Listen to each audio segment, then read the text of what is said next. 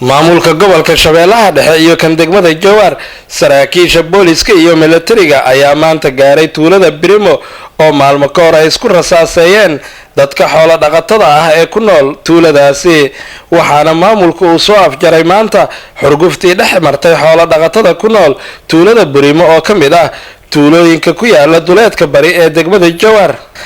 qaar kamid ah waxgaradka tuuladaasi ayaa ugu horeyn sheegay inay ku heshiiyeen inay ku wada noolaadaan deegaankooda idina maragatiin inaan midoobnay waa maqle oo idina maragatiin idina maragatiin gudoomiyaha maamulka gudoomiyaha degmada saraakiisha wax alla waxay noo keeneen maanta laga bilaabo saacada maanta laga bilaabo waa qaadanay anaga heer Birimo hadaan nahay qabiilkina waa duugnay waana mahadsantihiin internet baleesado kala taraysiin waa mahadsantihiin oo dad masaakiin oo mahadnaganaana waxaan dhibay waa wax magaratadana waan iska qabayna adina waan qabayna way keensaynaa oo ka iska qabayna adiga idin soo gudbayna hadda wanaag yaa rabnaa wanaag yaa keenayna adina ogaada waan dadaalina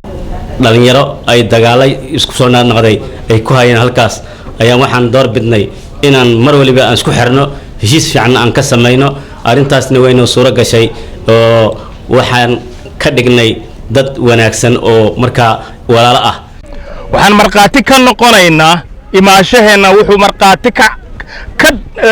marqaati aan uga nahay inaad heshiiseen oo aad ballanteen oo aanay shaqaaqa dambe ka dhici doonin Birimo hadii Ilaahay yiraahdo qabiilkii waa kaas maanta waa jeexjeexaya hortiina la ku jeexaya waxaan rabaa inaad ila qaadataan inaan qabiilka saas u jeexjeexno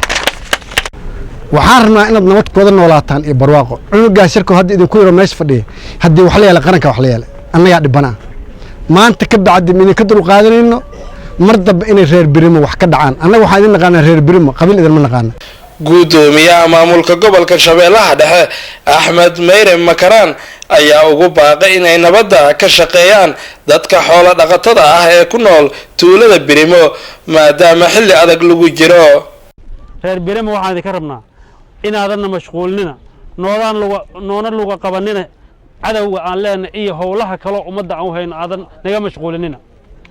ee idinku aadanihiina qabsatiin waxa jirteen dhaqankii oo dirisnimo waxa jirteen kii islaamnimada waxa jirteen kii walaalnimada inay ilmihiina idin taliyaan xaq maahay waxa dhibaatada Birimo ku hayo waa ilmaha yar yar oo idinka aad dhasheen gabdhaha aad dhasheen iyo wiilasha aad dhasheen gabadhi gabaray la dagaalaysaa way qaylaysaa walaalkeed inuu qor soo qaaday ogta waxaan rabnaa markaa odayaasha soo saarateen inaad la shaqaysiin intiina na maqlayso iyo inta maqanba Ismaaciil Cabdulle Sabriye Universal TV